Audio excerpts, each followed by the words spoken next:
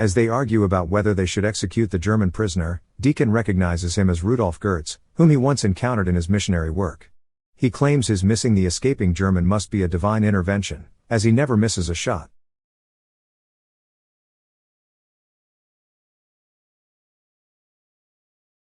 The movie begins as the Allied military police and soldiers discover the bloody remains of over 70 American soldiers of the massacre near Malmedy. The Germans attack the unarmed prisoners, killing most of them. General Eisenhower declared that when the war ended, all German officers involved in the massacre would be tried for war crimes and severely punished. 3 weeks earlier, an army of Germans attacked and overwhelmed the Allied soldiers in the Ardennes forest. The Germans capture around 100 American soldiers. A wounded man is yelling out in pain, and medic Stephen Gould tries to help him, only to be assaulted by a cruel Waffen-SS soldier. Another American soldier, Private Shirley Kendrick, has his precious cigarettes taken away. They are herded into a field, and the Germans go through their pockets, taking Bibles, cigarettes, money, and other valuables. One soldier, Corporal Nathan Deacon Greer, has his Bible taken away from him. Luckily, he gets it back by negotiating with a German soldier in his native language.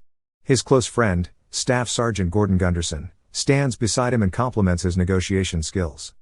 Some soldiers think they will be shot, and one even tries to run but is shot and killed. In the ensuing confusion, the Americans grab a rifle from a German and kill him, prompting every German soldier to open fire. The German that had attacked Gould kills the wounded man he was working on as Gould tries to run with him. The ones who hadn't already been shot and killed ran into the forest, followed by the Germans. Gould hides behind a log, but the same German soldier, who killed his patient, finds him and makes him stand up. Suddenly, Deacon appears, grabs the rifle from the enemy's hands, and knocks the German down. Gould urges him to shoot, but Deacon lets him run free, not wanting to shoot an unarmed man. Gould becomes angry with Deacon and yells at him for not killing the enemy. But they are interrupted by Gunderson, who waves them over to take cover. Back in the field, Germans go between the dead soldiers, shooting all that may still be alive. After the bloody task is complete, they refuel their vehicles and leave. Kendrick emerges beneath a dead American soldier and runs into the forest, where he meets Gould, Gunderson, and Deacon. Gould fixes Kendrick's bullet wound while they discuss what to do next. Gunderson, who takes command of the group, suggests they find a place to hide, as they are behind enemy lines and have only one stolen German rifle with only 4 rounds left. They return to Allied lines and wait for the Allies to rejoin the fight. So, with one rifle, they begin to walk, with Deacon holding the rifle, leading them. They return to the field and find no survivors or weapons left, but they find a destroyed ambulance. They loot what they can from the dead soldiers' bodies, and Gunderson sends Deacon out to find shelter, as he is visibly disturbed by looting from the dead. Gunderson gives him a heavy coat from one of the corpses to help him deal with the cold.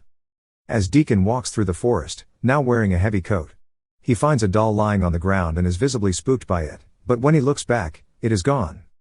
While Deacon is gone, Gould tells Gunderson that he thinks Deacon is shell-shocked. Kendrick voices his concern over Deacon and whether or not he is qualified to hold the weapon. But Gunderson defends Deacon, saying he saved him multiple times and reminded him that Deacon got the gun from the German earlier. Then, Deacon returns after an hour later. Deacon leads the group to a small shed that seems to be bombed. Gould discovers a small compartment under the shed while Deacon takes the first watch. Gould, who seems suspicious of everyone, asks Gunderson why he and Deacon are close. Gunderson answers that Deacon is a good guy with no vices at all, which is why they gave him the nickname Deacon, and he is also a great sharpshooter. Gunderson reveals his hometown, Chicago. Gould is from Brooklyn. Kendrick is from Louisiana. Gunderson also tells Deacon to be from Arizona. Meanwhile, Deacon hears a noise and looks up. He sees a person standing in the field. When Deacon brings up his rifle, the person is gone. Believing that his mind is playing tricks on him, he begins to pray. Deacon reads his Bible and looks at a picture of his wife, which he had hidden in his Bible. Deacon hears another noise, and looks up, believing it to be another trick of his mind, but instead sees a German jeep heading toward him. He runs inside and hides in the compartment with the others while Kendrick shows Gould a cool card trick. The American soldiers hope the jeep will pass, but it doesn't. The Germans stop outside, and once they determine that no one is there, they set up inside. Unbeknownst to them, the American soldiers are in the compartment they found on the floor earlier. The Germans eat, laugh, talk, and listen to German radio traffic. They hear a plane crash near them, pack up, and head out to investigate. The American soldiers exit the compartment, while Deacon, who understands German, interprets it as something about the Meuse River and a plane crash. As they head toward the impact, they find a man stuck in a tree. Gunderson orders Kendrick, the biggest of them, to get him down. As the pilot is free, he immediately threatens Kendrick with his sidearm, believing them Germans in disguise. He makes the Americans answer a series of questions, some of which they get wrong. Winley eventually believes them and releases Kendrick. Kendrick, at this point, decides he does not like this man. The pilot asks where their command post is and introduces himself as Flight Sergeant Oberon Winley of the Royal Air Force. Winley reveals that he has intelligence vital to the Allies and must reach Allied headquarters as soon as possible. They head back to the shed, where Winley explains what kind of information he has which will significantly aid the Allies in the ongoing Battle of the Bulge, which could save a lot of troops. The others are reluctant but eventually agree to get him across 20 miles behind the enemy lines to Army intelligence. While on foot through the heavy snow, Deacon feels like something is watching him, but it's gone when he turns to look at it. Gould notices Deacon's jumpiness and asks about how he knows the German language. Deacon reveals that he picked up the language when he was in Berlin as a missionary. Their apparent dislike between Winley and Kendrick causes friction from the earlier rough introduction. Soon, they find an abandoned house, and Kendrick makes sure it is clear. Thankfully, the only occupants are birds. Gunderson takes the first watch, but Deacon volunteers to do it. Gunderson orders him to sleep, knowing he hasn't slept in days. Deacon soon falls asleep while reading his Bible but immediately wakes from a nightmare. Gould notices this but doesn't ask about it. Meanwhile, Gunderson falls asleep while on watch, but he wakes as he hears footsteps nearby and sees German soldiers walking past their hideout. Thankfully, they are overlooked, and Deacon also takes a look. They make hot drinks as they take watch, and Deacon reveals that he recently got a letter saying that his wife is pregnant and is nearly due. Moments later, they continue their trek, with Deacon taking the lead. They stop as Gunderson tries to find their position on the map. Winley asks them if they have secrets to share in building camaraderie. Deacon and Kendrick share theirs, but Winley makes fun of Kendrick for his. When Kendrick asks Winley for his secret in return, he doesn't want to, and they all continue their journey. Soon, Deacon's psychosis continues to escalate as his visions intensify. He sees a woman and a child, begging them not to kill him. Gunderson and Gould tackle him and cover his mouth as German soldiers are nearby. Gunderson reveals to Gould that Deacon accidentally killed 2 women and 6 children in a recent skirmish while trying to take out a sniper. Gunderson decides to give the rifle to Kendrick while he scouts the area, and the others watch Deacon. The deep religious feelings of Deacon and contrasted with the agnostic Gould as each of them tells the story of holding a dying soldier. When Gould asks him why he likes the Germans, he says they are the same as them, just wearing different uniforms.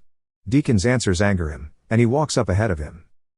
Later, the snow falls harder, making their trek more and more difficult. Kendrick falls through a shed. Winley suggests they leave him, as helping an injured Kendrick will lessen their time. Gunderson insists that nobody gets left behind. The men stumble upon a small house. They hide in the shed while Gunderson checks out the house. Deacon insists on going with him, but Gunderson orders him to stay and watch out for the others. He discovers a French woman and her child occupy the house. Initially, the woman points a knife at him, but he puts it down as he sees the little girl watching them scared. They are warmly welcomed by Madame Catherine Thierry and her daughter, Sophie, who provides them shelter and food. A massive winter storm slows the group up at the woman's place. Winley tries to take off alone, believing he can reach his destination by the following day. He gives his remaining cigarettes to Gunderson for Kendrick, who has been asking for one since they met. A German patrol soon shows up at the house. They try to take advantage of Thierry, but Deacon stops them. The soldiers attack the Germans, while the sharpshooting Deacon misses an escaping German at point-blank range twice. The German is caught by Winley and is returned to the group. As they argue about whether they should execute the German prisoner, Deacon recognizes him as Rudolf Goertz, whom he once encountered in his missionary work. He claims his missing the escaping German must be a divine intervention, as he never misses a shot. During the night, Deacon allows Goertz to escape in exchange for some information about troop movements. The soldiers leave the following day, grabbing weapons from the German truck, but it is out of fuel, so they continue on foot.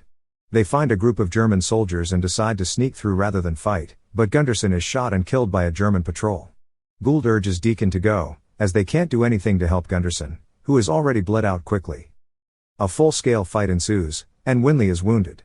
Kendrick helps Winley up as they move through the woods. Gould tells Kendrick to leave Winley, but he insists on carrying him. They find a hiding spot while Gould treats Winley's gunshot wound. Their position is soon compromised, a shootout occurs, and Kendrick is shot carrying Winley to safety. The two finally make peace, with Winley giving him a cigarette just before Kendrick dies. Winley tries to escape, but he falls into a river and is saved by Gould and Deacon. A German soldier approaches the 3 survivors as they try to revive Winley. It turns out to be Rudolf Gertz, the German soldier whom Deacon had let escape the night before. He allows them to run, grab an abandoned jeep, and head toward the Allied lines. Disguised as German medics with a wounded soldier, they work their way through the German lines and even help them with their jeep stuck in the mud. However, Germans hear Gould speaking in English and order to shoot at the jeep. Deacon continues to drive away, pushing through the enemies. The Americans, thinking they are German, begin shooting at them, and the Germans are firing at them from behind. Deacon tries to hold off the Germans while Winley escapes with Gould but is shot and killed in the firefight. His dying vision is of the family he accidentally killed. Winley and Gould make it to Allied command, and the critical information helps stop the German offensive leading to an Allied victory in the Battle of the Bulge. Gould finds Deacon's body and takes his Bible, thanking him for saving his life, and he nods thanks to Gertz, who is being arrested. The movie ends as Gould treats a German soldier, who he remembers as the cruel Waffen-SS soldier from the massacre, following after in Deacon's kindness. Thank you for watching. Subscribe for more videos like this to help the channel out. Have a nice day.